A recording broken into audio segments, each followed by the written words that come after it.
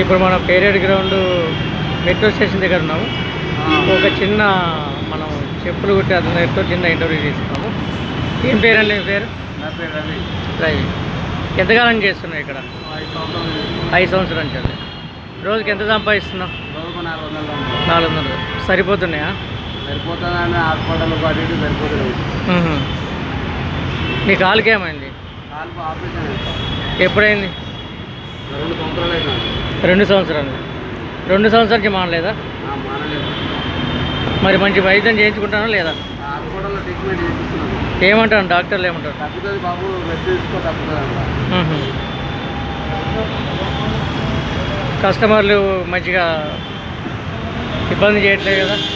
కస్టమర్లకు ఇబ్బంది ఏం లేదు. మంచిగా జరుగుతుంది. మంచిగా అనిపిస్తుంది. హ్యాపీ కదా? మంచిగా. మందు ఏమైనా తాగుతా రోజుకి? రోజుకు పౌడర్ తాగుతుంది. ఎంత అవుతుంది? 110 రూపాయలు. ఇంట్లో ఎంత ఇస్తావు సార్? ఇంట్లో ఎంత ఇస్తావు? ఇంట్లోనా? ఇంట్లో మా ఇంట్లో పిల్లలతో 200 పంపిస్తాం. ఎంతమంది పిల్లల్ని? కొడుకు బిడ్డ. ఏం చేస్తున్నారు వాళ్ళు? కొడుకు కూలి పని చేస్తాడు, బిడ్డ పెళ్లి. బిడ్డ ఏమైనా చదివించినా? బిడ్డ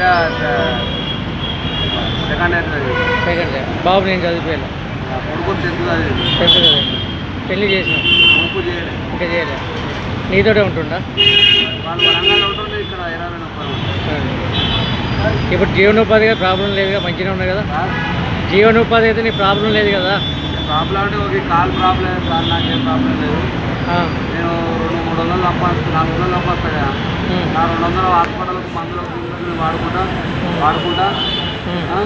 200 ఇంటికి పంపిస్తాను. ఓకే. గవర్నమెంట్ వాళ్ళు ఏమన్నా మీకు డబుల్ బెడ్రూమ్లు అలాంటివి ఏమైనా ఇచ్చారా? ఏం లేదు. ఇంకేం లేదు. అది మీరు అప్లికేషన్ పెట్టుకుంటారా? అప్లికేషన్ పెట్టినా కానీ ఇవ్వలేదు. ఏమి ఇవ్వలేదు. మళ్ళీ ఒకసారి ట్రై చేసి చూడండి. ఆ ప్రభుత్వానికి ఇది వాళ్ళకి చేరేట్టు పంపిస్తాము. ఏం పేరు నీ పేరు? రవి. రవి.